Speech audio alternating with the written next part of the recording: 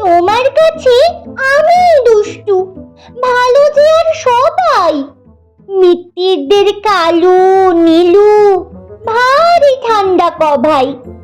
জ্যোতিষ ভালো, সতীশ ভালো, ন্যাড়া নবীন ভালো। তুমি বলো ওরাই কেমন ঘর করে রয় আলো। মাখন বাবুর দুটি ছেলে, দুষ্টু তো নয় কেউ। গেটে তাদের কুকুর বাঁধা, করতেছে ঘেউ ঘেউ।